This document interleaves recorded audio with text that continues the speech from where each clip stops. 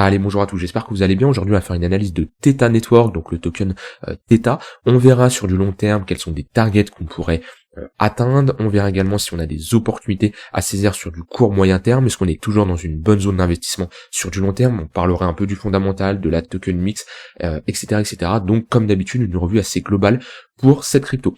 Alors Theta qui est classé 47e sur le classement selon CoinMarketCap, c'est globalement une infrastructure qui va permettre aux plateformes du streaming actuel de se tourner vers le Web3, donc on va dire de transformer des plateformes centralisées en plateformes décentralisées ou de créer des propres plateformes du streaming vidéo tout simplement. Donc on est ici dans le contenu vidéo sur internet, mais de façon décentralisée. Et si je dis pas de bêtises, il y a une grosse mise à jour qui arrive sur Theta, j'avais vu sur internet, le Theta Edge Cloud. En gros, ça va être une plateforme qui va utiliser le réseau décentralisé de Theta pour offrir des services de cloud computing. Donc en gros, au lieu de s'appuyer uniquement sur des on va dire des centres de données qui sont du coup centralisés, que ça va être pour le traitement et le stockage des données, et ben là on va utiliser tout simplement la puissance de calcul des utilisateurs qui voudront tout simplement la partager. Donc ça va permettre un traitement décentralisé des tâches informatiques, que ça soit les calculs qui vont être nécessaires pour les applications, que ce soit pour les jeux, l'intelligence artificielle, que ça soit pour la VR, la réalité virtuelle. On va voir aussi des solutions de stockage décentralisées, etc., etc. Donc voilà, j'avais vu ici sur Twitter un post, et dans un mois, dans 32 jours, on a le launch de Theta Edge Cloud, ce qui fait que ça peut faire bouger potentiellement le prix. On sait que le white paper de 2024-2025, on va pas le lire, mais voilà. Ce que vous devez retenir globalement, c'est Theta Network, c'est une infrastructure dans le secteur du streaming, du vidéo, mais de façon décentralisée, donc le Web3, tout simplement. D'un point de vue token mix, c'est assez intéressant. Alors de base, si je dis pas de bêtises, on n'a pas une token mix qui est incroyable au lancement, avec une mauvaise distribution. Une distribution qui n'est pas vraiment équitable, sauf que on a actuellement tous les tokens qui sont en circulation, et si je dis pas de bêtises, depuis un moment. Theta, c'est vrai que ça fait vraiment longtemps, on va regarder, mais déjà le dernier cycle, je crois que tous les tokens étaient en circulation. On va juste vérifier ça sur Messari. Chart, supply, 5 ans, hop. Est-ce que j'ai des infos? 2020, ici on avait tous les tokens en circulation en 2020, je vais peut-être aller voir si je peux avoir un... Est-ce que sur CoinGecko il me le met? Comment était la distribution, enfin l'émission plutôt. Alors, je peux l'avoir, il me faut juste que je passe en anglais, parce que je sais pas pourquoi mais ils mettent que en anglais la partie token mix qui est ici. Ok, c'est ça que je voulais voir. Alors, on a eu du coup un déblocage qui s'est fait tout 2018 jusqu'à arriver ici fin 2018. Donc, on voit que tous les tokens sont en circulation. Donc, l'avantage c'est que même si la distribution n'est pas vraiment équitable, le fait que tous les jetons sont en circulation, c'est que tous les tokens ont été débloqués et potentiellement l'équipe, la fondation, les investisseurs privés qui ont pu bénéficier d'un prix extrêmement faible sur Theta. Je sais pas si sur Messari on peut avoir des informations là-dessus. Tac, supply, non, on va pas avoir. Avant, j'utilisais beaucoup plus Messari, depuis ils ont un peu changé leur site. Je l'utilise beaucoup moins. Mais je sais qu'avant, on pouvait avoir des informations sur à combien ils ont pu bénéficier. Bon, c'est pas grave. Donc dans tous les cas, ça va être des acteurs qui vont bénéficier d'un prix assez faible, et automatiquement lors de la déblocage, ils vont avoir la capacité de vendre. C'est pas obligatoire, mais ils peuvent, et mettez-vous à leur place, s'ils ont fait un x100 sur leur performance, d'un point de vue performance, ils vont automatiquement vendre. Mais ce qui fait que maintenant on a 100% des tokens en circulation, on n'a pas d'inflation, ok, c'est juste l'offre et la demande qui fait bouger le prix. Ici, l'évolution du prix, ça va être tout simplement l'offre et la demande. L'évolution du market cap, ça va être le prix, ça va pu être la supply, ok, ça c'est vraiment important. Ce qu'il faut comprendre, c'est que un market cap, ok, c'est égal au prix fois la supply, le nombre de jetons en circulation. Ici, le nombre de jetons en circulation est fixe, elle ne bouge plus vu qu'on a tout débloqué. Donc qu'est-ce qui va faire bouger le market cap? C'est le prix, d'accord? Ce qui fait que on va pas avoir de fort déblocage de jetons qui va faire croître le market cap de manière assez importante et qui peut rendre le projet complètement surévalué tout en ayant un prix qui est assez faible et de réduire la rareté avec une supply qui augmente continuellement. Donc là, ce qui n'est pas le cas, donc ça reste assez encourageant. Donc voilà, comme je dis, d'un point de vue fonda, ça peut être intéressant. Il y a, en tout cas, on a quand même une équipe qui se bouge, on a pas mal de nouveautés qui arrivent, on a un white paper qui est à jour, on voit qu'on a des grosses news qui arrivent. Maintenant, alors, comment dire, c'est un projet où déjà, on voit qu'on se projette assez sur le long terme parce que c'est un projet qui a besoin d'une adoption de l'écosystème crypto, vu que ça touche quand même le secteur du streaming. Et à l'heure actuelle, des plateformes comme Twitch, comme YouTube, ils ont le monopole, d'accord? Donc, il y a de la concurrence, ok, ça peut être un projet intéressant, mais il y a de la concurrence. Et c'est pas un projet où... C'est un projet, va falloir être patient. C'est quelqu'un qui investit sur Theta et qui vise, alors que ça soit d'un point de vue utilité, mais également performance, faut être patient parce que c'est un projet qui a besoin de beaucoup d'utilisateurs tout de même, parce qu'on est dans le streaming, d'accord. Donc le but c'est qu'on a quand même des utilisateurs qui utilisent les fonctionnalités qui sont mises à disposition.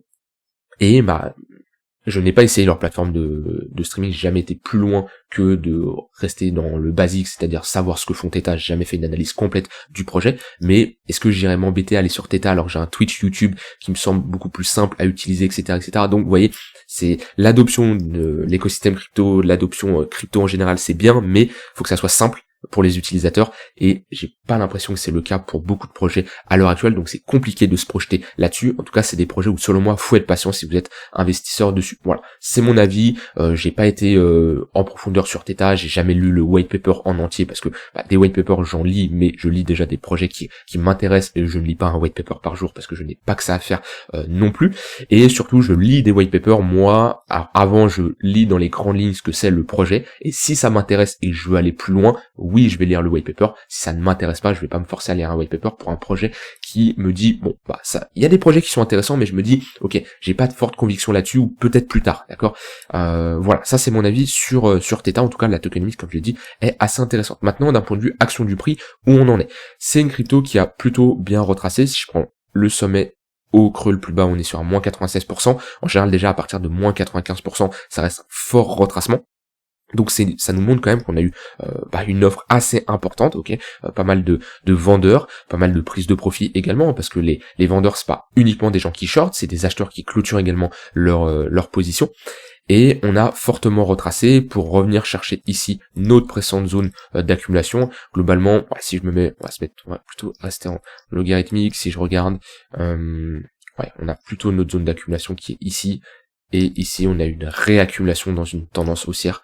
On est venu faire un pullback sur ce niveau de prix là. Heureusement qu'il tenait, heureusement qu'il a tenu, sinon le prochain niveau c'était les 25 centimes de dollars. On a posé un bottom dans cette zone et on a eu un bon retracement, parce que si je prends le creux le plus bas au point le plus haut ici, on est sur un x6, mais on est sur un retracement assez léger, hein, vu comment le token a pris cher, et on voit qu'on est même pas revenu chercher les 0,382. Si je trace un Fibo de cette manière-là, on est toujours dans notre zone de rechargement de long terme, et dites-vous que pour moi, des altcoins entre les 0,786 et les 0,186, c'est une très bonne zone de localisation, sachant que là on a été bien en dessous, hein, largement. Donc voilà, tout ça c'était clairement une zone d'achat long terme qui était très intéressante. Moi ce que je conseille, c'est toujours de mettre le tunnel daily, ok, qui nous donne donc le tunnel jaune, qui nous matérialise une tendance avec un point de repère qui est simple, c'est 3 moyennes mobiles qui forment un ruban, et le tunnel daily est très intéressant, que ce soit en bull market ou en bear market,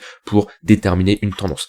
Un tunnel daily haussier, c'est tout simplement une tendance qui est bien haussière. Qu'on commence à avoir un tunnel qui est plat, c'est qu'on rentre dans une phase de range, et un tunnel qui est baissier, ça nous indique une phase baissière. Et moi, qu'est-ce que je conseille? C'est, dans un bear market, c'est de chercher à se positionner lorsqu'on a un break du tunnel daily et qu'on fait un pullback, ok? Ici, on a l'exemple parfait, c'est sur ce niveau-là, ok.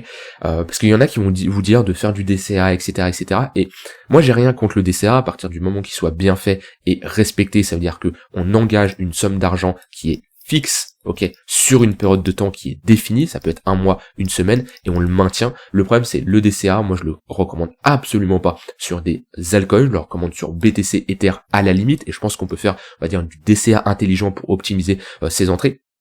Mais je le conseille pas sur les altcoins parce que le problème c'est les altcoins, c'est bancal. Ok, on prend un risque beaucoup plus important, et faire du DCA sur des altcoins, c'est pas la chose la plus recommandée selon moi. Maintenant, si vous utilisez ce tunnel daily et vous cherchez à vous positionner quand on le break, ça vous permet d'avoir, certes vous n'avez pas le bottom, ok, voilà, on est ici sur un x2 comparé entre le bas, le point le plus bas et là où vous entrez, mais au moins vous avez une entrée qui reste professionnelle, d'accord, vous avez une entrée assez précise, et ça vous évite, et ça c'est vraiment le point le plus important, ça vous évite d'immobiliser du capital pendant des mois voire des années, parce que la personne qui fait du DCA sur Theta, ok, et ben elle en accumule 2020, alors pendant la baisse on va dire, elle est rentrée au top, 2021, 2022, 2023, pendant des mois à immobiliser son capital, et là entre temps son capital ne fait pas autre chose, elle pourrait l'utiliser pour, ça soit sur l'utilisation personnelle, elle peut l'utiliser pour des rendements autres que les crypto-monnaies, ça peut être pour du staking, ça peut être sur d'autres cryptos qui ont posé des bottoms beaucoup plus court terme, ça peut être pour plein d'autres utilisations, mais ça évite de, ça vous permet de rentrer à un endroit, certes vous avez pas le bottom, mais au moins vous avez des chances d'être dans une cassure d'une fin de dynamique baissière pour rentrer dans une dynamique haussière. Et ça marche sur pas mal d'altcoins. Vous pouvez regarder tout simplement. D'ailleurs, ceux qui me demandent, c'est un indicateur que vous pouvez retrouver en mettant multi-time frame, si je dis pas de bêtises, tunnel Vegas. Voilà. Alors moi j'utilise un script, mais globalement c'est celui-là, multi-time frame, Vegas, tunnel et pivot. Alors maintenant, où est-ce qu'on en est ? Tout simplement, quels sont les retracements, des targets qu'on pourrait atteindre. Alors, est-ce que déjà on est dans une bonne zone de localisation pour se positionner ? Techniquement, ceux qui veulent pas se prendre la tête, tant qu'on est vers les 0,786, 0,186 ou en dessous, on peut estimer qu'on est sur un retracement assez important. Ça vous évite de vous placer quand on a une charte qui est totalement verticale, ou ici c'est le pire endroit, clairement, pour chercher à se positionner. Maintenant, moi en général j'aime bien avoir des entrées plutôt précises, et c'est vrai que rentrer après ici 1x5 x6 c'est compliqué, parce que comme je dis j'aime bien avoir des entrées précises, que ce soit au moment où on a eu le pullback, que ce soit quand on a des patterns de retournement ici. Voilà, moi je préfère avoir des entrées beaucoup plus tôt, et ne pas être en mode FOMO en me disant je rentre après 3 semaines consécutives de hausse où on a fait limite un x3, c'est compliqué. Alors oui, ça dépend si vous avez un profil en mode vous dites ok moi j'investis et c'est un token que je vais garder 3, 4, 5, 10 ans, c'est compliqué de se projeter selon moi sur 10 ans pour des altcoins. Quelqu'un qui me dit ça pour BTC, Ether, ok pourquoi pas. Sur des altcoins en général, c'est bien de se projeter sur 1-2 ans maximum, un cycle, globalement un cycle crypto. Après faut voir comment les altcoins évoluent, parce que des altcoins peuvent disparaître du jour au lendemain. Ok, donc c'est vraiment compliqué de se projeter sur du long terme. Au-delà de 2-3 ans, pour moi, sur des altcoins, c'est compliqué. À la limite, des altcoins qui ont un fondamental assez solide, comme du Chainlink, etc. Oui, on peut se projeter sur du plus long terme, mais sinon, sur la plupart des altcoins, c'est compliqué. Maintenant, quels sont des targets réalistes qu'on pourrait aller chercher pendant ce bull market? Donc pour ça, on va mettre des retracements de Fibonacci. Et alors déjà en zone de résistance, on a une résistance majeure, on a presque buté dessus aux alentours des $4. Voilà. Chiffre rond psychologique, on va mettre juste un trait, hop, $4. Chiffre rond psychologique plus zone où on faisait office de support, on la break, on faisait office de résistance. Voilà, ici c'est un premier niveau à passer. Si on passe ce niveau-là, le prochain niveau c'est les 0,382 de Fibonacci. Je surveillerai plus les 0,5 parce qu'on est dans une très bonne zone de confluence. Chiffre rond psychologique des $8 également, très bonne zone de confluence, et avec une zone qui a fait office de résistance précédemment, vu que c'était notre haut de range. Ici on était bloqué, on le voit bien, entre globalement deux bornes, une borne ici et une borne ici, et techniquement si on break la zone des $4, on aura de grandes chances d'aller chercher selon moi les $8. Donc on va dire étape par étape, mais voilà, quelqu'un qui cherche ici à rentrer avec une zone d'invalidation si on réintègre les $4 et chercher les $8, ça peut être une bonne target. Ensuite, si je regarde, on a une autre zone de rechargement de short, on a une bonne zone de confluence ici, là où on a fait office de résistance au niveau des 0,118 et les 0,786 qui sont d'un point de vue clôture, au niveau du précédent ATH. Donc pas mal de niveaux quand même à break sur Theta.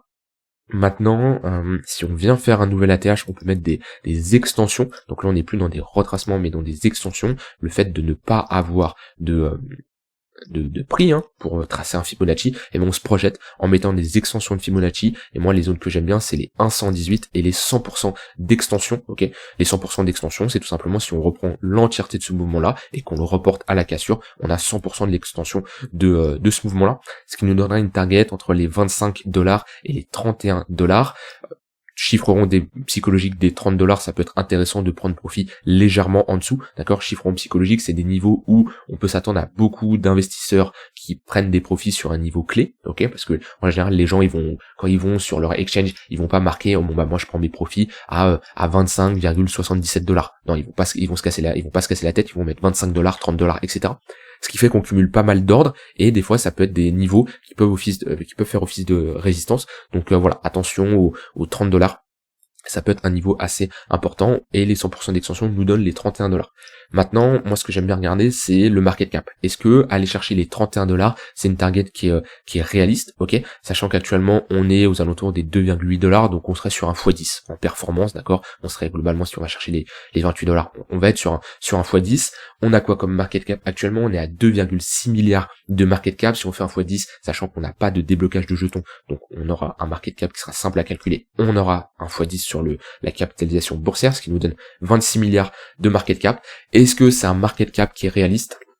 26 milliards, on serait actuellement dans le top 8, top 9, aux alentours de Cardano et Dogecoin. Donc déjà, tout de suite maintenant, c'est pas réaliste, parce que pour moi, si on a un Theta qui rentre dans le top 10, il sera clairement surévalué. C'est un projet qui peut être intéressant, mais pas plus intéressant que certains projets qui sont dans le top 20. Je pense par exemple à Matic, à Chainlink, à Polkadot, etc., etc. Maintenant, si on a un bull run comme on a connu lors du précédent cycle, avec une grosse hype et surtout le total market cap de l'ensemble de la capitalisation boursière des cryptos qui augmente, donc automatiquement, on aurait un market cap global qui va augmenter, que ça soit BTC, Ether et l'ensemble des altcoins, ce qui ferait que le top 8, ici, ça serait peut-être, je sais pas, je vais dire une bêtise, mais on serait à 80 milliards de market cap, ok, on serait pas pour rentrer dans le top 8 à 27 milliards comme ici. Donc ce qui ferait que Theta pourrait aller potentiellement chercher ces 26 milliards.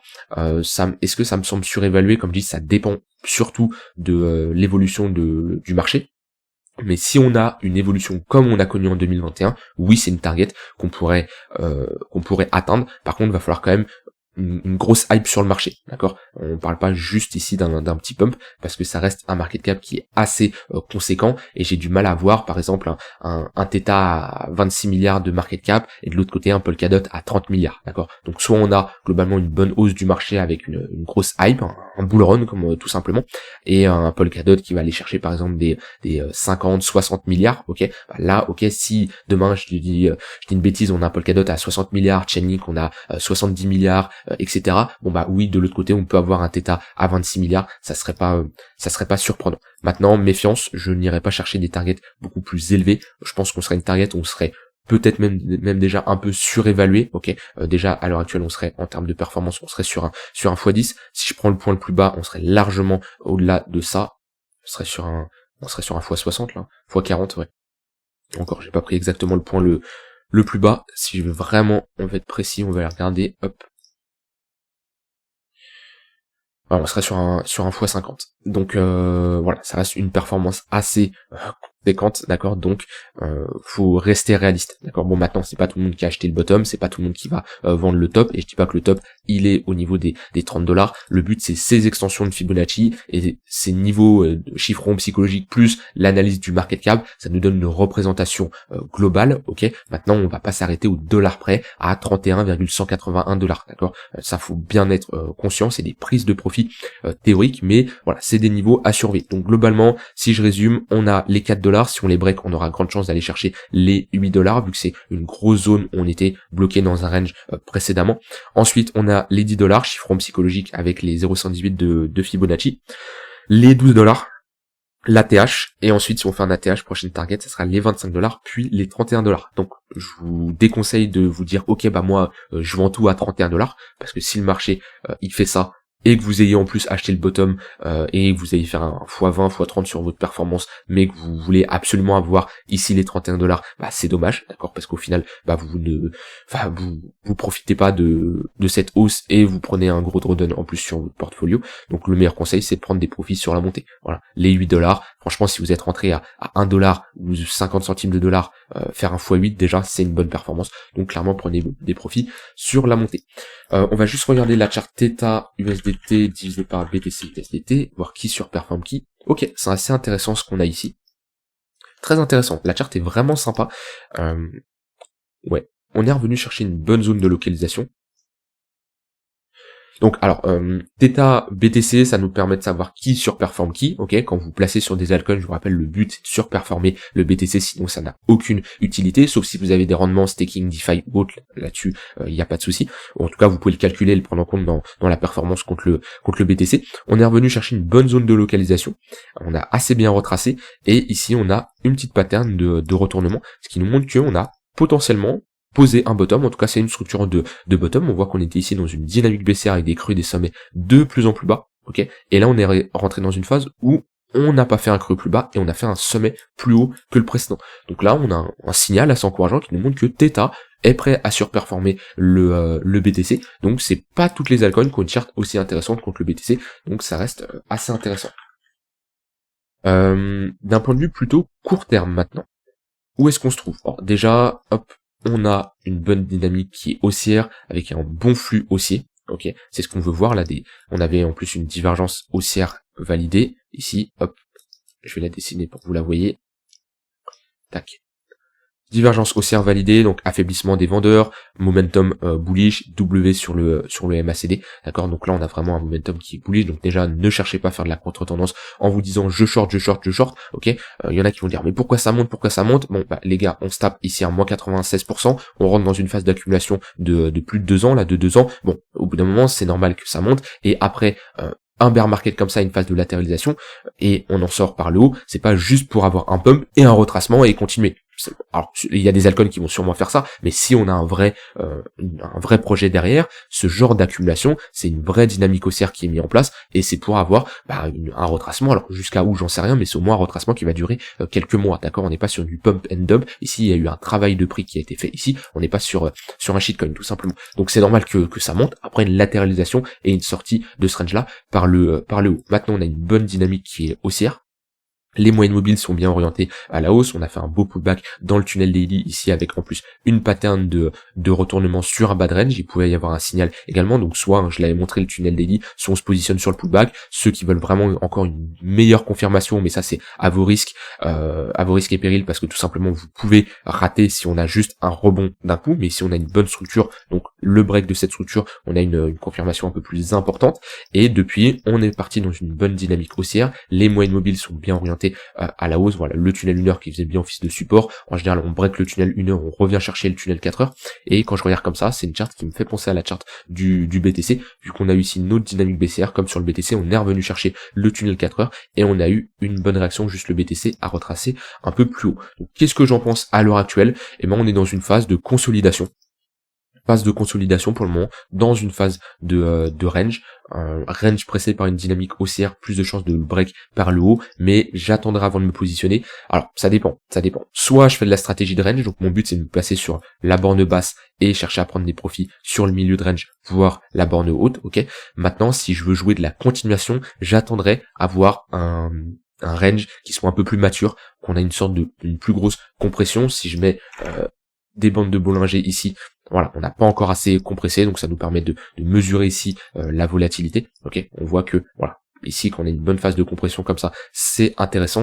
Maintenant ici pour moi, oui on est dans un range, ok, mais on n'est pas assez dans un range assez mature. Si on commence à compresser et rentrer ici dans une phase de consolidation, on pourra techniquement jouer la continuation de tendance en ayant plus de probabilité d'avoir un range qui break par le haut. Maintenant, comme je dis, j'attendrai d'avoir au moins, trois creux, ok, 3 creux qui nous montrent comme quoi on a un range qui est mature. Pour le moment, on a un début de range, mais pas de range mature, donc on fait juste du trading de range et on ne prédit pas le breakout tant qu'on n'a pas, enfin, on prédit jamais, mais on n'anticipe pas la cassure tant qu'on n'a pas un range qui est mature et qui nous montre pas ici un momentum qui redevient bullish.